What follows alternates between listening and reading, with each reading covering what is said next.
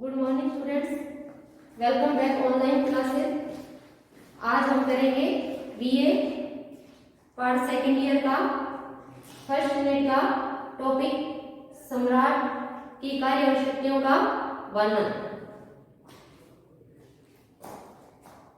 सम्राट राजमुकुट भी कह सकते हैं, पहले भी बताया आपको।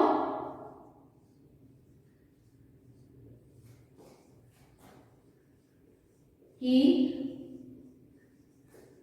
कार्य व शक्तियां। क्वेश्चन ऐसे आता है, सम्राट की कार्य और शक्तियों का वर्णन कीजिए। कल हमने सम्राट की यानी कार्यपालिका संबंधी शक्तियों का वर्णन किया। कार्यपालिका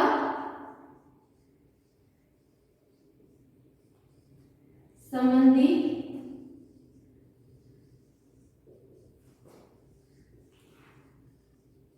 शक्तियां। आज हम करेंगे इसका दूसरा पॉइंट, व्यवस्थापिका संबंधी शक्तियां।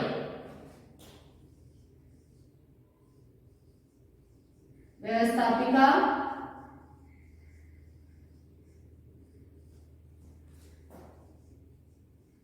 संबंधी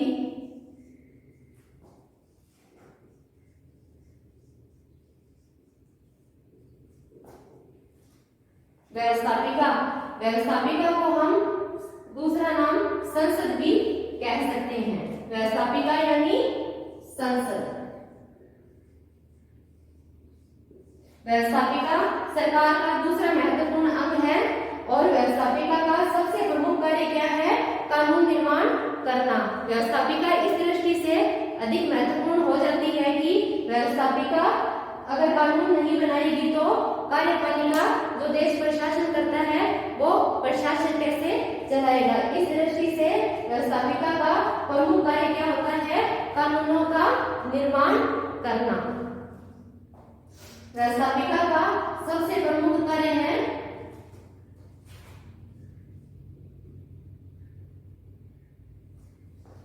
कानूनों का निर्माण करना,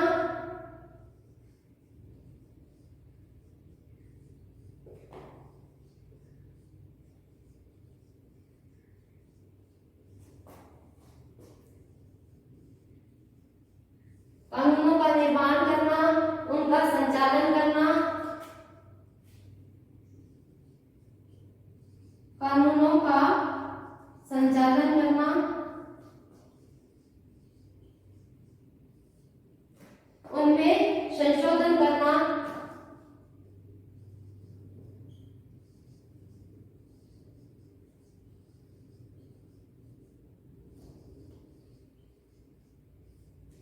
इसके लिए कानूनों का निर्माण करने के लिए प्रधानमंत्री और मंत्रिमंडल को राजमुकुट की या सम्राट की स्वीकृति की आवश्यकता पड़ती है। राज सम्राट के हस्ताक्षर के पश्चात ही कोई कानून लिपिबद्ध किया जा सकता है। तो हम अगला क्या लिखेंगे? कानूनों के पारित करने के लिए सम्राट की या यूं लिख लो, कानूनों को लिपिबद्ध करने के लिए कानूनों को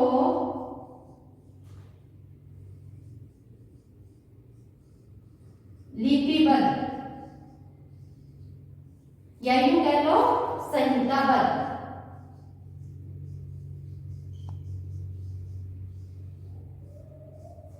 करने के लिए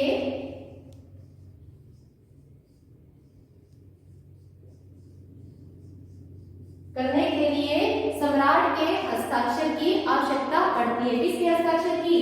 सम्राट के हस्ताक्षर की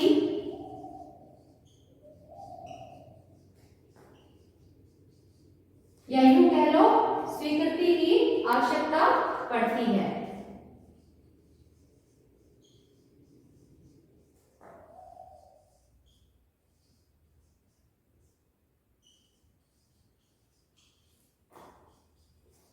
आवश्यकता पड़ती है, तभी कोई कानून पारित माना जाएगा। यानी कानूनों के क्रियान्वयन में सम्राट की महत्वपूर्ण भूमिका है। दूसरा पॉइंट हम करेंगे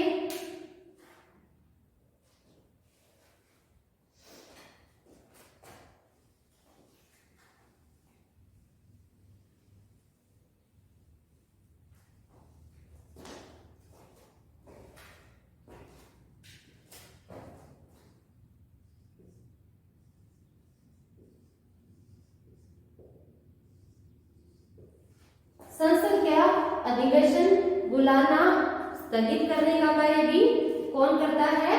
सम्राट। संसद यानी व्यवस्थापिका, संसद का अधिवेशन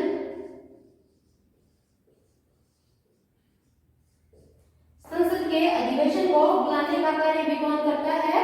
सम्राट ही करता है। और संसद का उद्घाटन करने का कार्य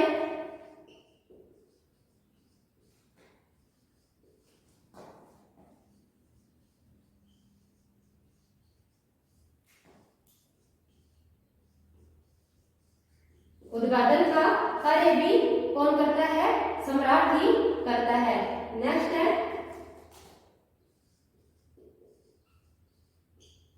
संसद के सदस्यों की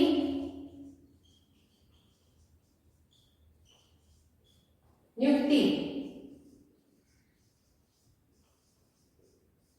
भी सम्राट ही करता है। आगे का पॉइंट, संसद के सदस्यों की पदच्युति का कार्य यानी पद से हटाने की प्रक्रिया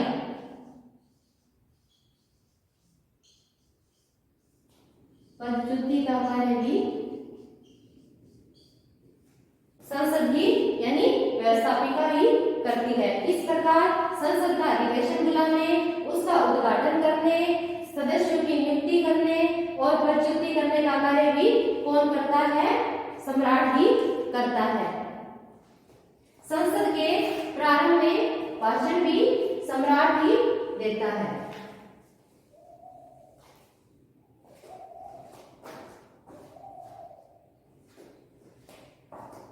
संसद के प्रारंभ में जो भाषण है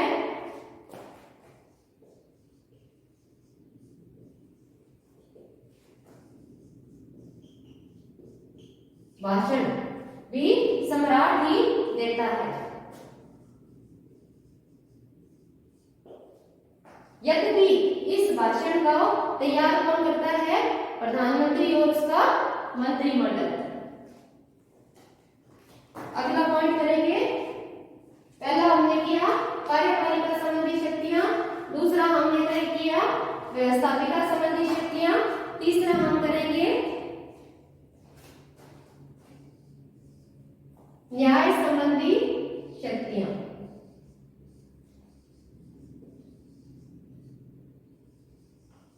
न्याय संबंधी शक्तियां,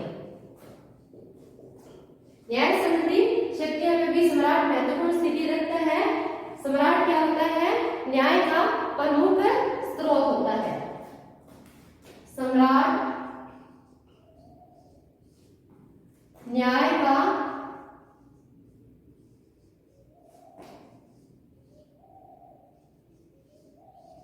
प्रमुख स्रोत होता है।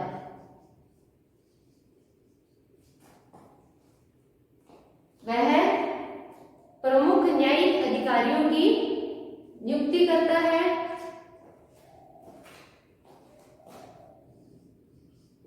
वह प्रमुख न्यायिक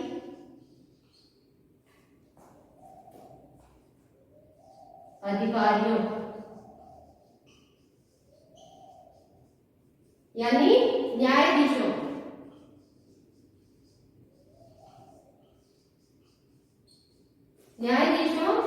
की नियुक्ति का कार्य करता है। यानी क्या हुआ? न्याय संबंधी कार्य और शक्तियों में हम पढ़ेंगे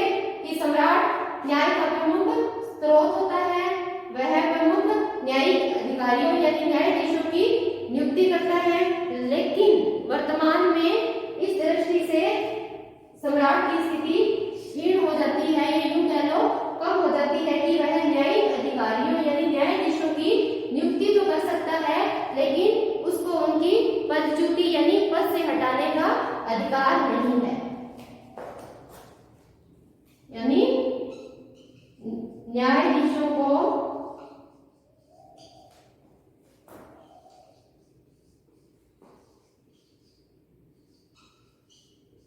पदच्युति यानी पद से नहीं हटा सकता।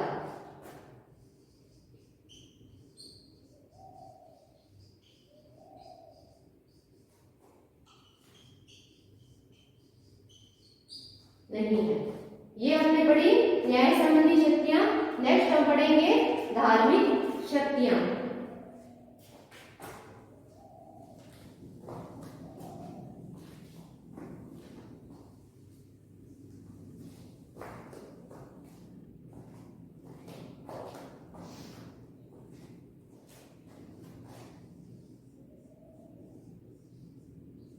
धार्मिक, ये कौन सा हो गया? ए हमने पढ़ा व्यवस्थापिका संबंधी, बी हमने पढ़ा कार्यपालिका संबंधी, सी हमने पढ़ा न्यायिक संबंधी और डी हमने पढ़ेंगे धार्मिक शक्तियां।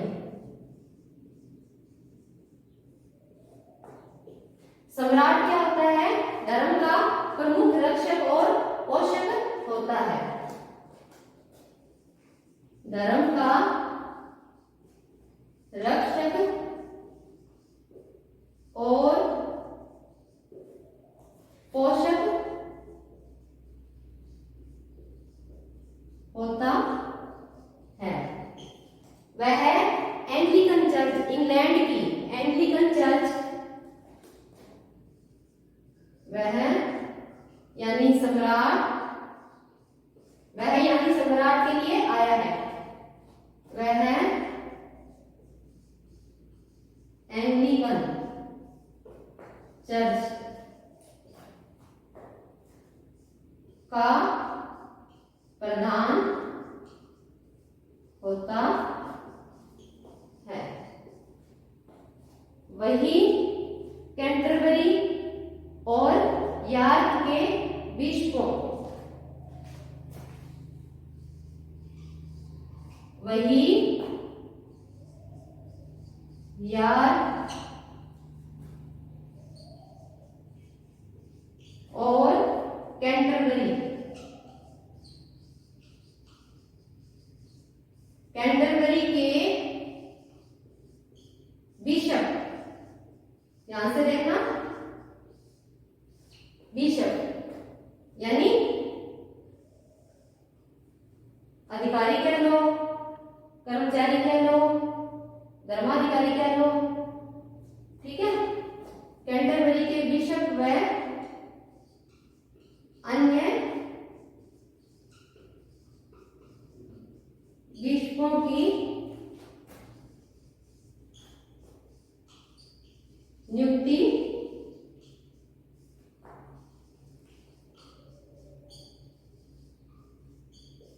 करता है।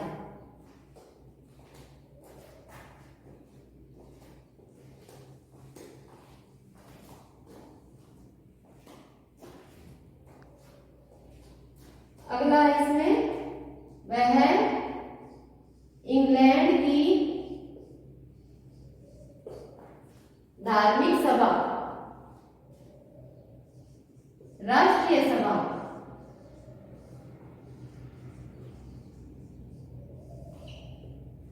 का संचालन करता है।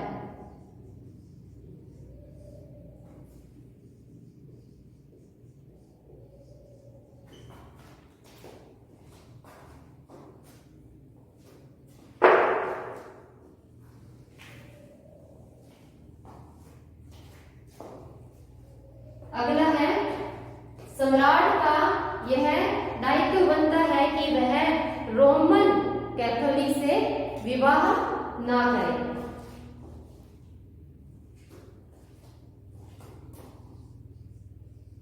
सम्राट का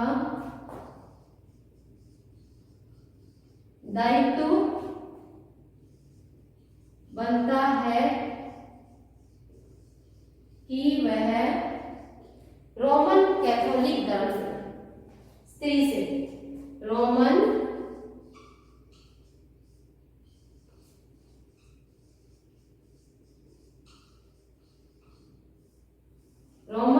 कैथोलिक धर्म की स्त्री से विवाह ना करे।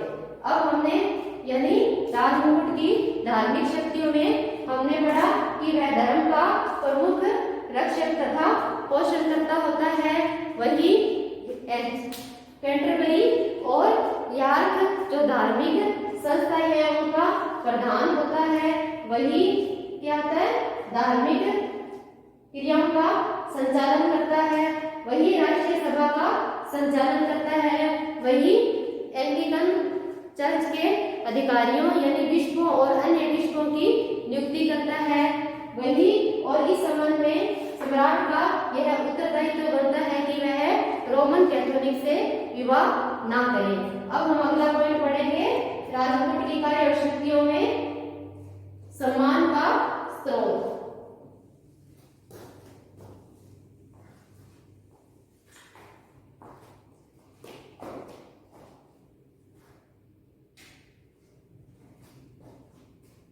सम्मान का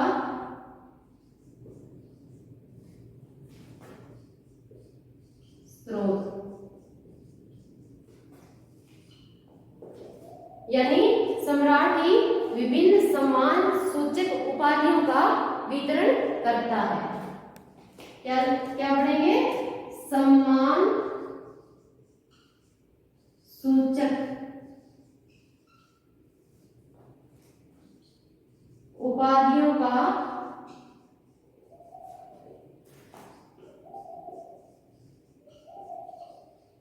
वितरण करता है।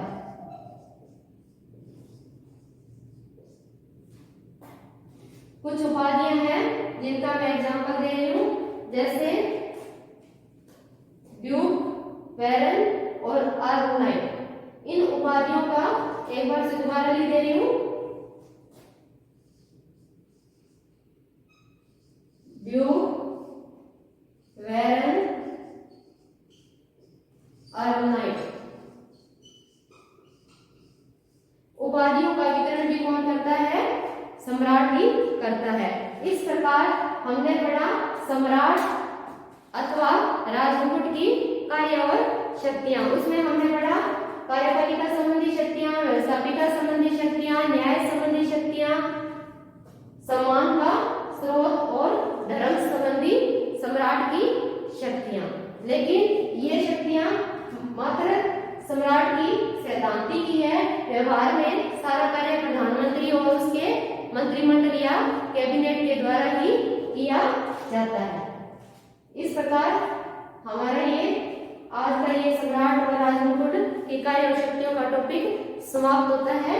अब हम नेक्स्ट टॉपिक स्टार्ट करते हैं।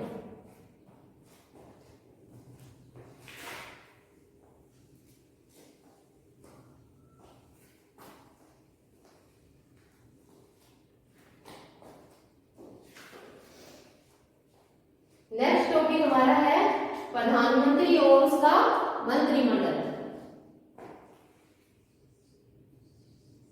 प्रधानमंत्री और मंत्री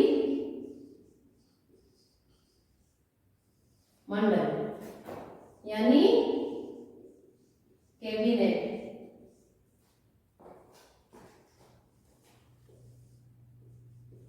सबसे पहले मैं आपको बताऊंगी प्रधानमंत्री क्या है ब्रिटिश संविधान में और मंत्रिमंडल की ब्रिटिश संविधान में क्या स्थिति है, यानी सिद्धांत तय। पहले भी अपन पढ़ चुके हैं, सारा कार्य सम्राट के नाम से किया जाता है, लेकिन व्यवहार में सारी शक्तियों का प्रयोग कौन करता है, प्रधानमंत्री और उसका मंत्रिमंडल। ब्रिटिश शासन व्यवस्था में प्रधानमंत्री को अत्यधिक महत्वपूर्ण स्थिति प्राप्त है और यह संपूर्ण संविधान की आधारशिला है। क्या है, संपूर्ण संविधान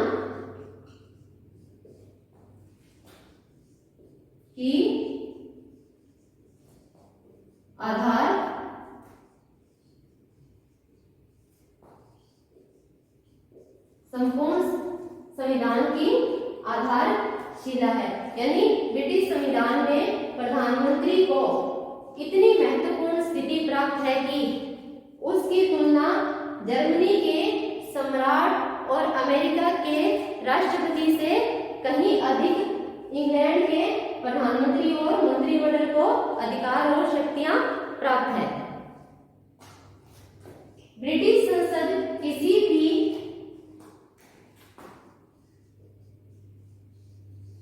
ब्रिटिश संसद इतनी शक्तिशाली है कि वो किसी भी विषय पर कानून का निर्माण कर सकती है, उसमें संशोधन कर सकती है, उसको रद्द कर सकती है और किसी भी विषय पर कानून बना सकती है। यानी ब्रिटिश संसद की यानी प्रधानमंत्री की इतनी महत्वपूर्ण शक्ति को देखते हुए कहा जा सकता है कि इसे संपूर्ण मेहराब की आधारशिला कहा गया है। इसको प्रधानमंत्री को।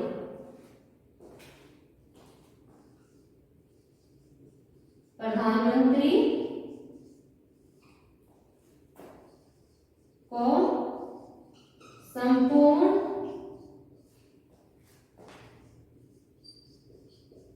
मेहराब की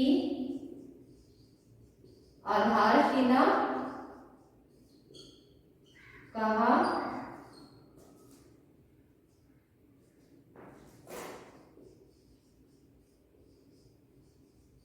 संपूर्ण मेहराब की आधारशिला कहा गया है। और दूसरी उपमा हम प्रधानमंत्री को यह कह सकते हैं कि प्रधानमंत्री जहाज रूपी यंत्र का परिचालक है।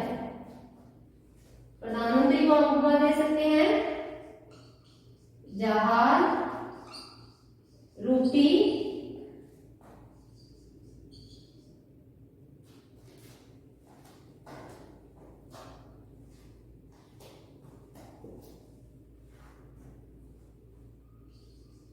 यंत्र का परिचालक है।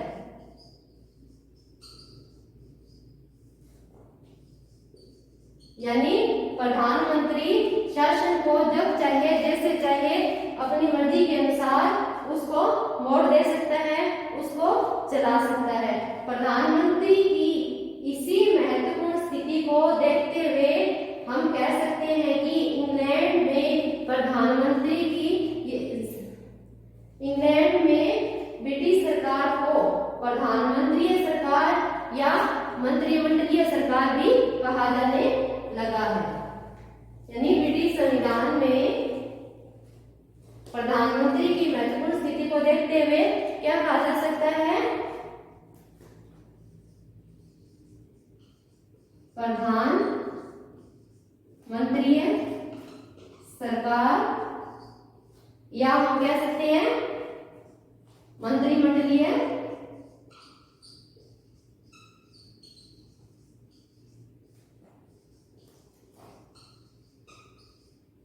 सरकार। और अगर प्रधानमंत्री बहुमत प्राप्त नेता होता है तो इसकी शक्तियां अमेरिकी राष्ट्रपति से भी कहीं अधिक हो जाती है।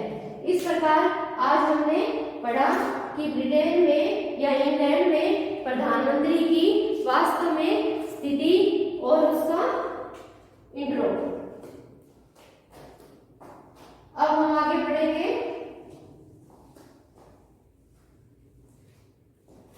प्रधानमंत्री की कार्य और शक्तियां। ब्रिटिश प्रधानमंत्री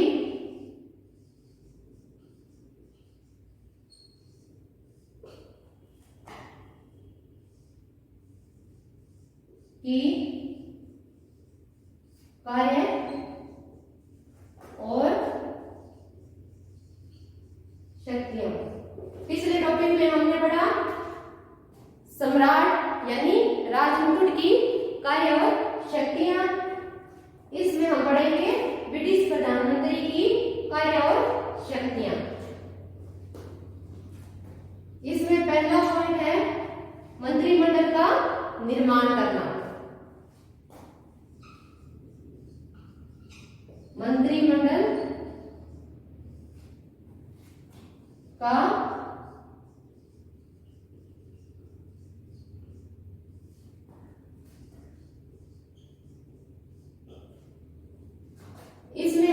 डिटेल देखेंगे कि ब्रिटिश प्रधानमंत्री ही मंत्रिमंडल का निर्माण करता है, उसके अध्यक्षों की नियुक्ति करता है, उसके सदस्यों में विभागों का वितरण करता है और दल में उनकी स्थिति के अनुसार ही उनकी नियुक्ति की जाती है। दूसरा पॉइंट हम पढ़ेंगे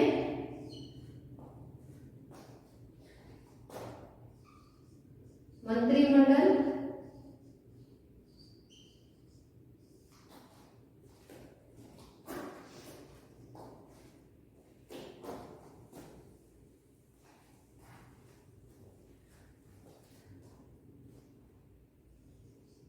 मंत्रिमंडल का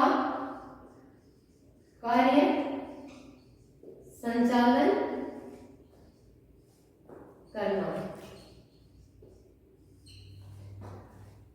यानी मंत्रिमंडल में यानी कैबिनेट में विभिन्न मंत्रियों की नियुक्ति के पश्चात अगला नेक्स्ट कार्य है मंत्रिमंडल या कैबिनेट में विभिन्न मंत्रियों के कार्यों का संचालन।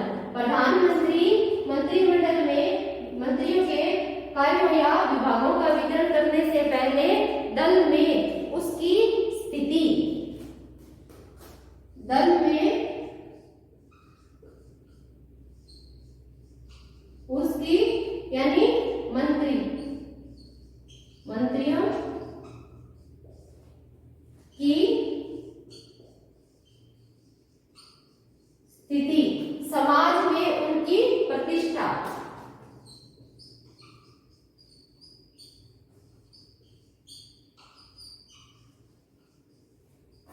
उनकी प्रतिष्ठा या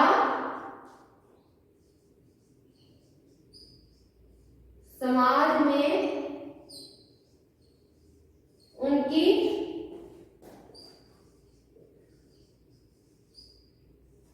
स्थिति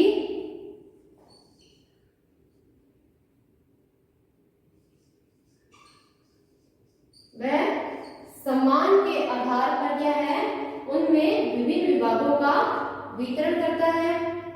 यानी मंत्रिमंडल का महत्वपूर्ण कार्य क्या हो गया, मंत्रियों की नियुक्ति करना और मंत्रियों की नियुक्ति करते समय प्रधानमंत्री का यह दायित्व बनता है कि वह यह देखे कि उनकी समाज में स्थिति और प्रतिष्ठा क्या है, यह देखते हुए ही वो विभिन्न विभागों में मंत्रियों के कार्यों का संचालन करता है। अगला पॉइंट हम पढ़ेंगे मंत्रिमंडल का अंत।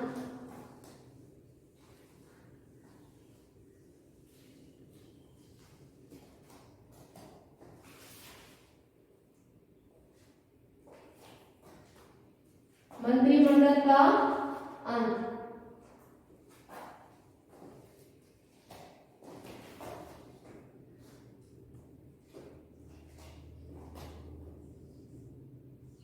मंत्री मंडल का